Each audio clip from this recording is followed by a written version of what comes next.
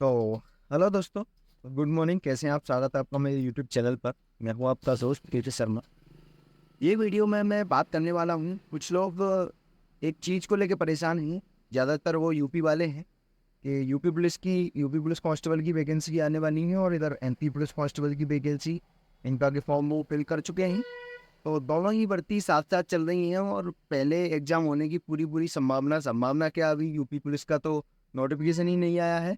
तो MP police का exam संभवतः पहले होना ही होना है। तो लेकिन लोगों का सिर्फ एक ही कन्फ्यूजन है, क्या हम दोनों सिलेबस को एक साथ कवर कर सकते हैं, या फिर आगे आने वाली वैकेंसी जो कि एमपी एसआई की भी आने वाली है और यूपी पुलिस एसआई की भी आने वाली है, तो क्या हम दोनों को एक साथ कवर कर सकते हैं।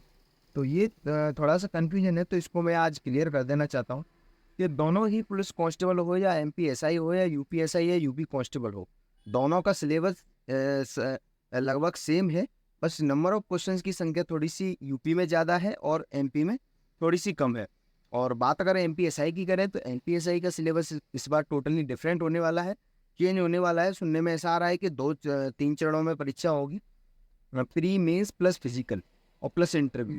तो ऐसे करके 750 का एग्जाम होने वाला है। तो एमपीएसआई की बात हम बाद में करते हैं, फिलहाल हम यूपी पुलिस कांस्टेबल और एमपी पुलिस कांस्टेबल की बात कर लेते हैं। तो जैसा कि आप जानते हैं, यूपी पुलिस कांस्टेबल में 40-40 मार्क्स के 4 सेक्शन होते हैं, तो 160 क्वेश्चन आते हैं। उसमें math, reasoning, GS plus Hindi का पोर्शन रहता है 40-40 मार्क्स का। तो हाँ, यही रहता है शायद, क्योंकि मैंने दिया था तो यही था।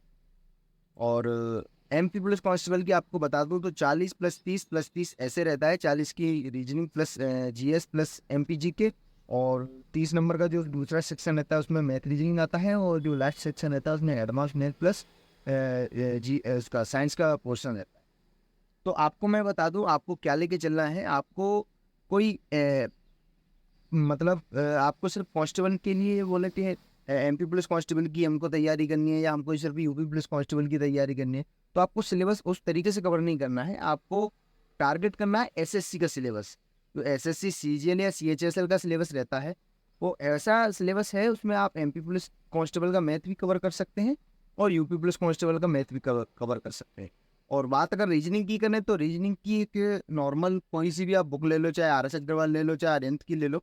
आप अगर उसमें से अगर करते हैं रीजनिंग, तो आपको दोनों ही कांस्टेबल की तो छोड़ो, आप एसएससी और प्लस भारत में जितने भी एग्जाम है जिसमें रीजनिंग आती है, आप वहाँ से कवर कर सकते हैं। ठीक है, बैंकिंग की अगर रीजनिंग को छोड़ दिया जाए तो बाकी सारे एग्जाम्स की रीजनिंग को आप किसी भी एक पर्टिकुलर किताब ले सकते हैं और उसमें से आप कवर कर सकते हैं। और बात रही मैथमेटिक्स की, तो मैथमेटिक्स के लिए आप एसएससी का सिलेबस कवर कीजिए। उसमें अगर एनपी की देखी जाए तो आपको थोड़ा सा एडवांस लेवल मिलता है, और यूपी में देखा जाए तो उसमें एडवांस लेवल का थोड़ा पोर्शन कम रहता है, उसमें अर्थमेटिक का पोर्शन ज़्यादा रहता है। तो इस तरीके से आप दोनों को कवर कर सकते हैं। और रही बात, अभी हाल फिलहाल में ऐसा है कि एमपी का एग्ज़ाम जल्दी आने वाला है, तो आप एमपी पुलिस के लिए ज़्यादा फोकस कीजिए और ज़्यादा से ज़्यादा प्रैक्टिस सेट लगाइए। पढ़ाई आपको नया अभी कुछ नहीं पढ़ना है, आपने जो पढ़ रखा है उसको रिवाइज कीजिए, चाहे वो एमपीजी के हो, चाहे ज्योग्राफी हो, हिस्ट्री हो, कुछ भी हो। चाहे मैथ के लिए अगर आप परेशान हैं कि मैथ हमारा पूरा नहीं हो पाया, तो आपने जितना पढ़ रखा है उसको दोबारा एक बार रिवीजन कर लीजिए। जो भी सब्जेक्ट आप उठा रहे हैं उसको आप रिवाइज कीजिए। आपको नया कुछ पढ़ने की ज़रूरत है नहीं अभी, क्योंकि एग्ज़ाम 15 दिन बचे हैं एग्ज़ाम के, ज़्यादा से ज़्यादा 15 से 20 दिन। 20 दिन नहीं, सॉरी, ज़्यादा है, तो 1 महीना है अभी तो समथिंग। तो 1 महीने में आप जो भी अपना बेस्ट दे सकते हो वो देने की कोशिश करें। क्योंकि आप अगर नया पढ़ने जाएंगे, आप करंट अफेयर में अगर घुसेंगे कि हमको करंट पढ़ना है, तो 2 से 4 क्वेश्चन आएंगे। उस 2-4 नंबर के पीछे आप अपना पीछे वाला जो आपने पढ़ रखा है, और वो अगर आप पेपर में गलत करके आएंगे या वहाँ आप उसमें अगर फंसेंगे, तो वहाँ आपका मनोबल डाउन होगा और आपको आने वाले क्वेश्चन भी जो आपसे आते होंगे वो भी आप बना नहीं पाएंगे वहाँ। इसलिए मैं बोल रहा हूँ कि नया पढ़ने से अच्छा है जो पढ़ रखा है उसको रिवाइज करें एक बार 2 बार 3 बार 4 बार, जितनी बार भी कर सकते हैं। मतलब जो हमसे आता है उसको हमें स्ट्रॉन्ग करके लेके जाना है। अगर हमारा मैथ स्ट्रॉन्ग है तो कोशिश करिए कि मैथ में हमें पूरे में से पूरे, जैसे अगर 35 क्वेश्चन भी आते हैं, 40 क्वेश्चन आते हैं मैथ के, कि हमको कोशिश करनी है कि हमको 95% कवर करना है। जैसे वो 40 आए तो 38-37 क्वेश्चन हमको बनाने हैं। और अगर रीजनिंग आपकी स्ट्रांग है तो जितने भी रीजनिंग के क्वेश्चन आते हैं पूरे पूरे बनाने की कोशिश करना है, क्योंकि जीएस का मामला आप सब लोग जानते हैं। जीएस का मामला सबका ऐसा ही रहता है, ना ज़्यादा ऊपर ना ज़्यादा नीचे रहता है, मीडियम रहता है। लेकिन सिलेक्शन आपको जो यहाँ से यहाँ लेके जाता है वो जीएस पोर्शन ही रहता है ज़्यादातर एग्जाम्स में। लेकिन अगर आपका जो जो दो सब्जेक्ट आपके अगर स्ट्रॉन्ग है, मैथ और रीजनिंग, तो आप जीएस अगर आपकी थोड़ी नॉर्मल भी है, लो भी है, तो आप उसमें कवर कर सकते हैं। क्योंकि मध्य प्रदेश पुलिस कांस्टेबल का यही हिसाब है, उसमें मैथ रीजनिंग का पोर्शन वेटेज जो थोड़ा ज़्यादा रहता है, ऊपर से उसमें साइंस भी रहती है। तो थोड़ा सा मतलब अभी आप निकले हैं पढ़ के 10th 12th अगर अभी आपने किए तो वही लेवल आता है साइंस का भी। तो साइंस में तो 70-80% ज़्यादातर लोग कर ही देते हैं। बाकी मैथ रीजनिंग के ऊपर ज़्यादा डिपेंड रहता है एमपी पुलिस कांस्टेबल का, क्योंकि जब मैंने एग्जाम दिया था उस समय मैंने कोई तैयारी नहीं की थी, कुछ मैंने पढ़ा नहीं था, सिर्फ मैं 12th में पढ़ के आया था। और ये जो एडवांस लेवल का जो मैथ है मैं बहुत लंबे लंबे तरीके से करता था, एक्स मान के वाई मान के, तो उससे भी मेरा हो गया था। हालांकि फर्स्ट टाइम थोड़ा सा टाइम मैनेजमेंट नहीं हुआ था, लेकिन उसके बाद जब मैंने थोड़ी बहुत तैयारी शुरू की तो फिर टाइम मैनेजमेंट भी सीख गया मैं। अभी अगर मैं एग्ज़ाम लगाता हूँ तो बहुत जल्दी उसको सॉल्व भी कर देता हूँ। तो अभी ये है कि टाइम मैनेजमेंट भी होने लगा है। लेकिन अगर आप न्यू हैं, मतलब अभी अभी आपने तैयारी चालू की है, तो ऐसा कोई लोड लेने वाली बात है नहीं है। 1.5 घंटा सफिशियंट होता है 100% करने के लिए, आराम से हो जाएगा। और अब बात अगर यूपी पुलिस की कर लेते हैं तो यूपी पुलिस में एक हिंदी के पोर्शन को छोड़ दिया जाए तो बाकी लगभग सिलेबस सेम है। वहाँ थोड़ी सी यूपी जीके भी आती है और 40 क्वेश्चन जो जीके के आते हैं वो पूरे world history, Indian history, ancient और ये सब पूछा जाता है। और पॉलिटिकल में से पूछा जाता है। करंट के 4-5 क्वेश्चन वहाँ भी आपको देखने के नहीं मिलेंगे।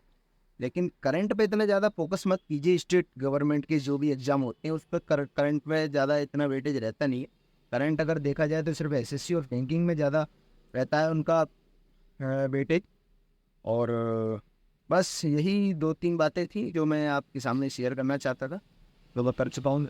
और अभी अपन आगे से यूपी पुलिस के लिए भी थोड़ी बहुत जानकारी देते रहेंगे, क्योंकि यूपी पुलिस भी आने वाली है। और वहाँ भी मैं दो बार एग्ज़ाम दिया था मैंने, 2018 और 2019 में। क्योंकि जब एमपी पुलिस में यहाँ सेलेक्ट हुआ उसके बाद तो यूपी में वैकेंसी आई नहीं थी, तो 2018 में आई थी डायरेक्ट। तो दोनों बार मेरा हुआ था। फर्स्ट टाइम मेरे से फिजिकल नहीं हो पाया कुछ मेरी इंटरनल प्रॉब्लम की वजह से। इंटरनल मतलब कुछ परेशानियाँ थी मुझे, इस चक्कर में ही हो पाया, पेट वेट में दर्द की वजह से। और दोबारा मैं फिजिकल देने गया नहीं, क्योंकि इधर मेरा अच्छा मुझे जम गया था। तो वो सब बातें कोई मतलब नहीं है, कोई मायने नहीं रखती।